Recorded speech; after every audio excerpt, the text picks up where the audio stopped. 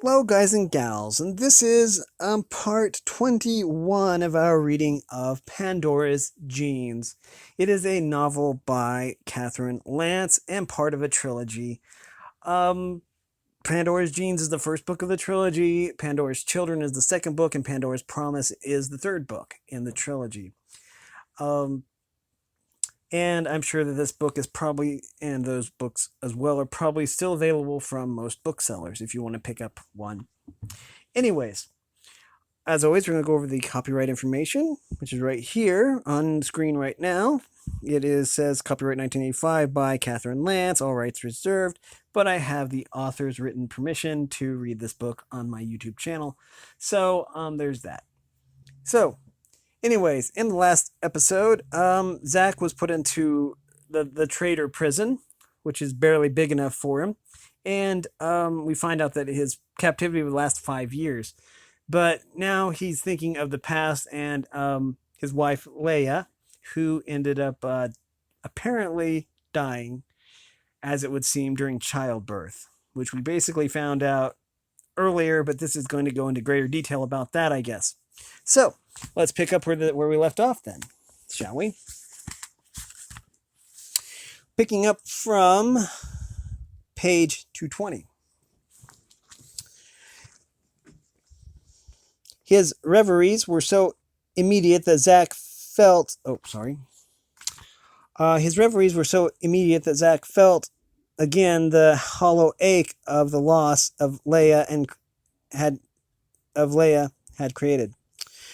It was so sharp and so like physical pain that the discomfort of his cold, damp cell seemed more a memory than a reality. No matter how he wished it, he could not stop his memories of Leia from ending in her death, just as he had been unable to prevent it in life. Over and over, he remembered his few brief months with Leia, then the busy comradely time when he had fought with the principal and his men to take over the district, and again his weeks with Evie, when, for the first time since Leia had died, he had felt the warmth of caring for another person's needs. Day and night ceased to have distinctions, and he was sometimes surprised to open his eyes and find himself still in the traitor's cell. Why, he asked himself at such times, had the traitors not simply put him to death? For what purpose could they be keeping him here? He learned the answer only after he had been isolated and nearly starved for many months. He had not been killed because Yash wanted to save his soul. Zach was sitting in his usual position, his back propped against the wall, lost in a summertime dream. Today he was riding through the forest with Evie, then singing to her, as he once had to Leia, his fingers stroking the strings of his feathered lyre. Gradually he became aware of a noise different from the sounds of vermin, or the pacing jailer, or the whimpers and scrabbling of his fellow prisoner. It was the sound of a thick metal bar being withdrawn from the door. He blinked once, wondering if perhaps he was hallucinating, but then it was followed by another, and the solid thunk of a bar setting against the stop. From the hall came the murmur of voices, one strangely familiar, and then the third bar was withdrawn. He looked at the door, dazed, not sure what was happening. The door swung open. A man entered, but Zach could not make out his face, dark against the relative bright light from the corridor. The figure's head swung around, looking directly at Zach, then spoke. "Brother Zach, don't you know me?" Zach painfully shifted his body and squinted up at the man. A dim memory came back. Yash? And then Yash was on his hands and knees before Zach, peering into his face with alarm. He put his hand on Zach's cheeks. "Why, you're sick," he said, angrily. He turned to the jailer beside him. "How did this happen?" "He ain't been eaten, sir," said the jailer. "This is disgraceful. I ordered you to keep him well. Send for some good food, meat, if you can find any. We mustn't allow this man to die." Zach continued to look at Yash. He had a dim sense that he should be angry, but all he felt was fuzzy gratitude, that and simple curiosity.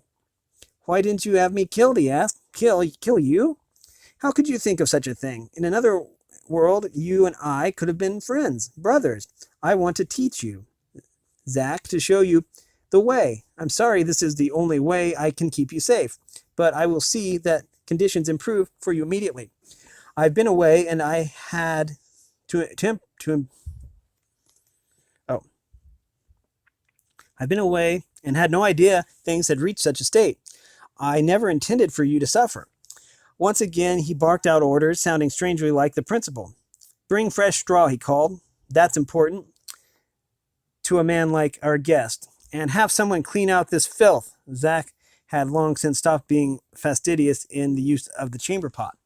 The straw came almost immediately, and Yash helped Zach to stand, then supported him while the cell was swept out. Looking through the open door, Zach knew he should try to escape, but his legs would scarcely hold him, and besides, it no longer seemed to matter. For the next several days, Yash came every afternoon, bringing with him fresh fruit and vegetables. He gave Zach a warm cloak to replace the filthy, threadbare rag Zach had been covering himself with. Every day, Yash sat with Zach for an hour or two, encouraging him to eat and drink a green herbal tea that Jonah had prepared to help him regain his strength. The brew tasted flowery, and when Zach drank it, he felt warm and safe and grateful. Once Yash set up his chessmen, but when Zach tried to focus his eyes on them, they swam into multiple images as he had at the trader camp.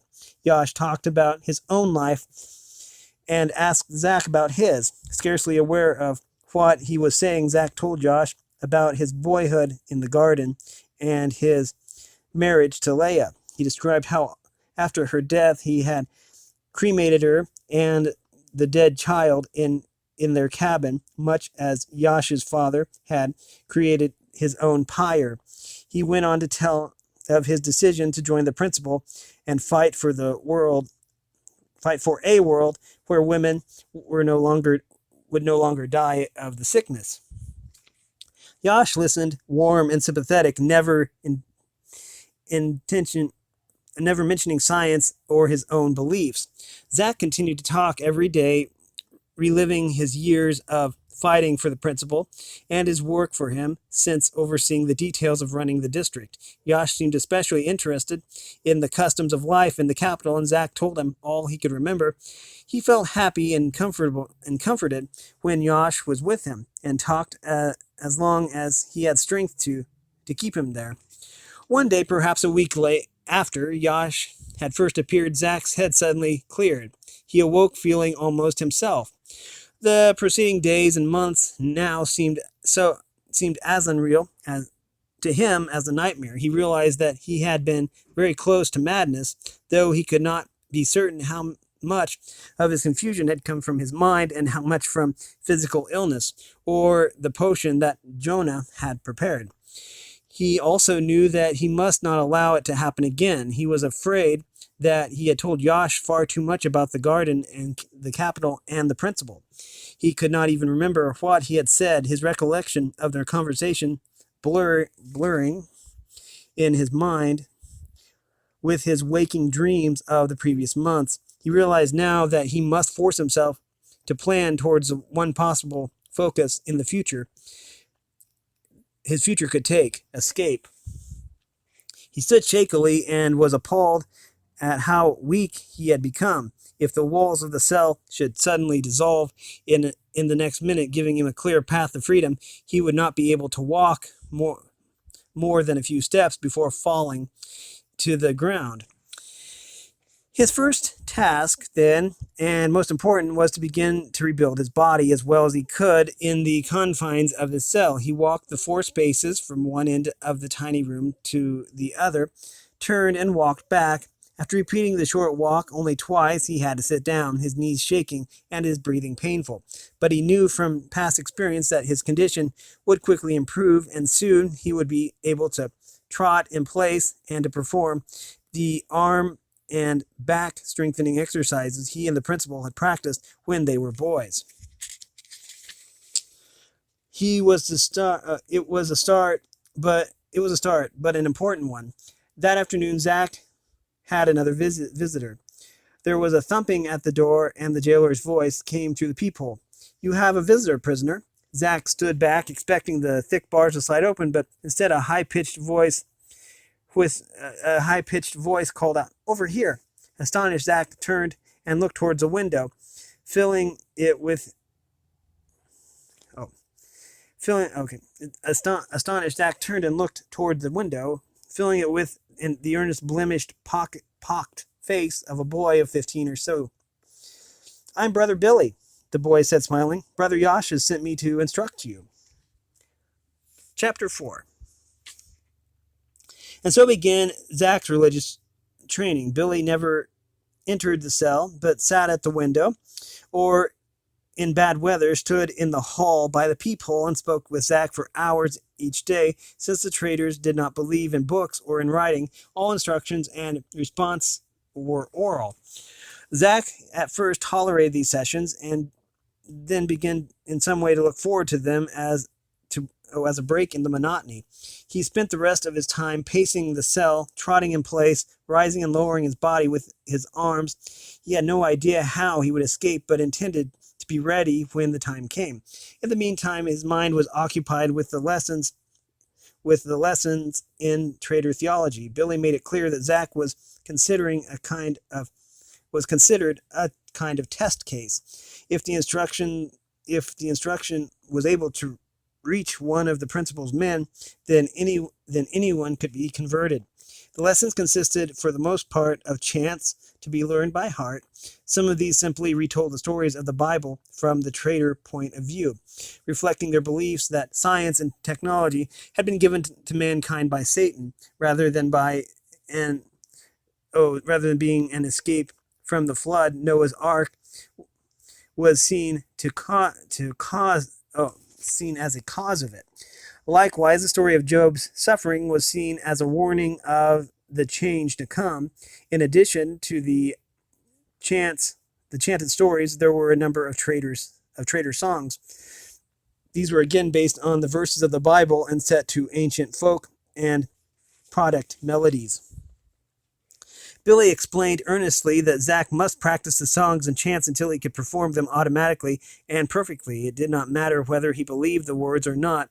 Once he knew them by heart, they would enter his consciousness, and he would move closer to the truth. Zach enjoyed the opportunity to sing again and practice the songs with enthusiasm.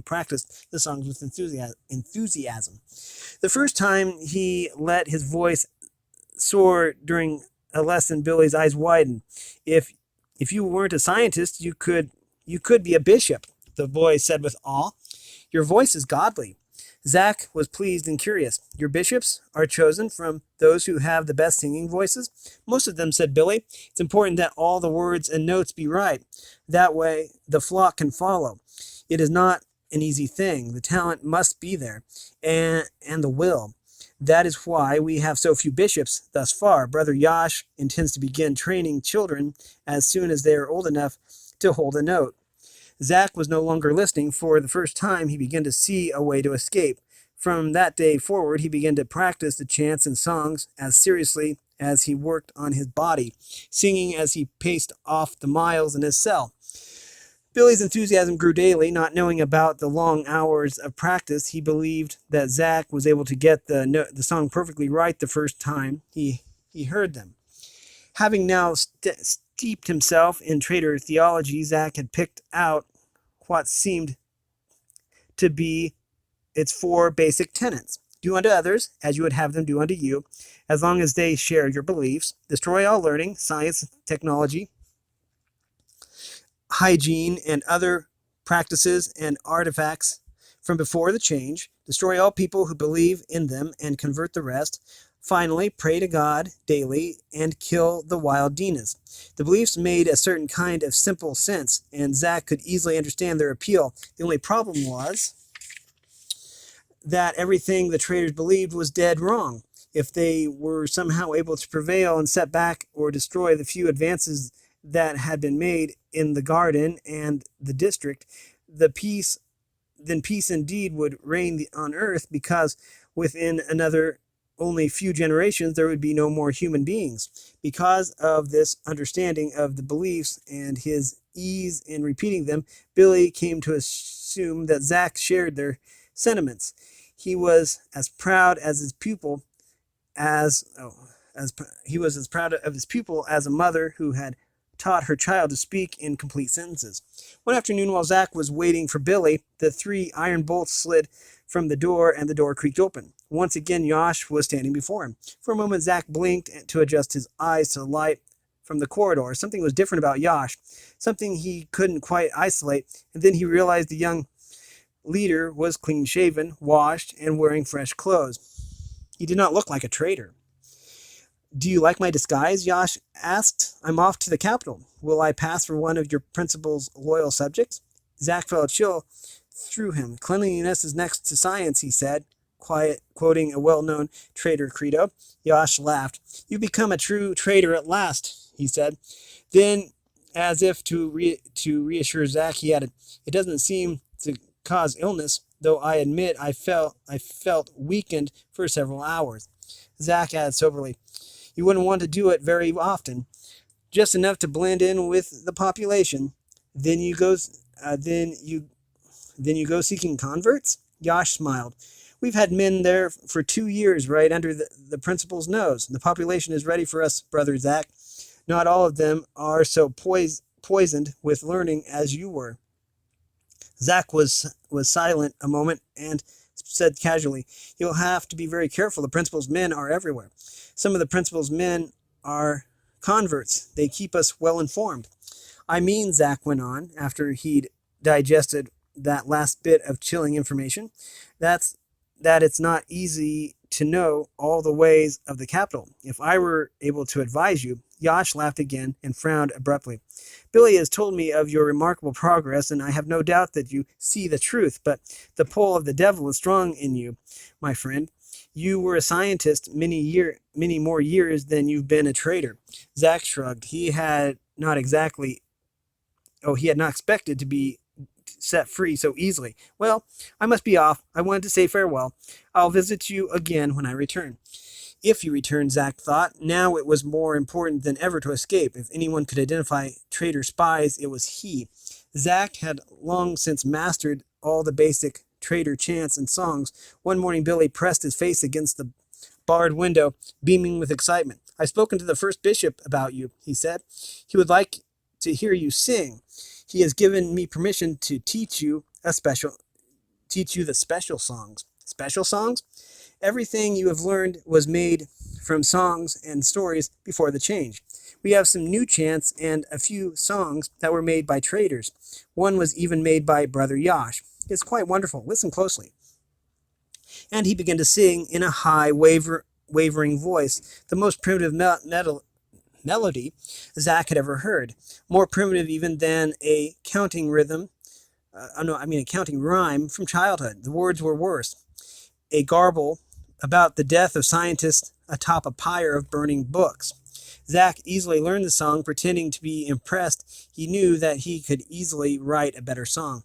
And why not? The next day, when pacing the cell and after practicing the new material, he began to make up a song of his own. He realized that to make it convincing, he would have to imagine himself in the place of a true believer. He did so, remembering what Yosh had told him about his childhood and the catastrophes that had resulted in the death of his family. And as he worked the melody, he imagined how it would sound, accompanied by the feathered lyre. When the madness of the fathers was as perfect as he could make it, he sang it for Billy. When he had finished, tears were rolling in Billy's homely cheeks. That is beautiful," he said. "The bishop must hear it."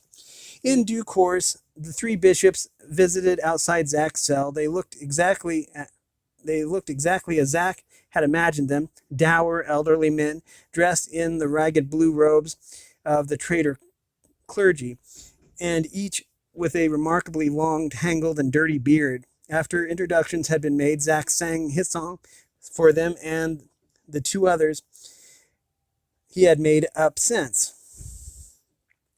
The bishops conferred together and whispered. Then one approached the window. "The music is godly," he said. "You must teach us these songs for our services." "It would be an honor," said Zach. He sang the verses again and again until the bishops repeated and memorized them. "Who would have thought a scientist could write such beautiful music?" said the first bishop before leaving. "He is no longer a scientist," said Billy, blushing. "I've been working with him for over 3 years now. He is as much a traitor as you or I." "Yes," said the first bishop thoughtfully. "The proof is in the songs." Zach thanked them humbly, hiding his excitement. His plan was working. He wanted to laugh at the thought of an escape which depended on an attempt to become a holy man in a strange religion. When Billy came to Zach again, he was brimming with excitement. "The bishops are so pleased with the way I've trained you that they've picked me to go to the capital." "Congratulations," said Zach. "When will you be leaving?" "In the next few weeks, when we receive word from Brother Yash." "I'll miss you and your instructions," said Zach, meaning it. Billy trembled with pleasure, looking more than ever like a scrawny puppy. "I'm happy to have been able to serve you, and I'm grateful to you for the opportunity you have given me to convert other scientists." "I've always thought," said Zach, "that a convert, such as myself, would be valuable working in the district. I know the capital, and I know the ways." "Maybe so," said Billy, "but they'll never let you out of here. I know that for a fact. Just before Brother Yash left, he gave strict and irrevocable orders about you. You are never to be harmed, and you are never to leave the cell, ever." Zach felt his stomach turn over. "Never? Brother Yash loves you too much to see you fall into scientific ways again." In the end, though, it was Yash himself who provided Zach with a chance to escape. He did this by dying a martyr on the machines in the capital. A week after Zach's conversation with Billy brought the news himself, his voice almost unintelligible through the sobs. Zach was saddened. In spite of everything, he felt a strong bond with the strange young traitor leader. But he instantly saw an opportunity which Yash's ultimate untimely death offered him. Late into the night, when the torches of all the watchmen were dark, Zach worked in his cell, creating the most complex and beautiful song he had ever written. He visualized Yash's open, gentle face and put that into the melody. He remembered Yash's passionate devotion to what he saw as the truth and put it into the words. While he was writing the song, he felt that he was a traitor. When he had finished, he had written a song at once heartbreaking, evoking the loss of a martyr and at the same time inspiring an anthem for the traitors. The death of our brother might have become such an anthem, Zach realized, but it couldn't be helped. He had Billy send for the bishops at the first opportunity. He sang the song for them and told them humbly that he wanted the opportunity to sing it once in front of the assembled congregation of traitors to memorialize Yash. Zach had sung with feeling, and he knew they were moved. Billy began pleading with him. "The memorial will be soon. This is the most fitting tribute. No one else could sing it so well." Zach saw through the peephole of his door that the first bishop was nodding but still hesitant. "Brother Yash himself gave orders that this prisoner is never to leave his cell," he said.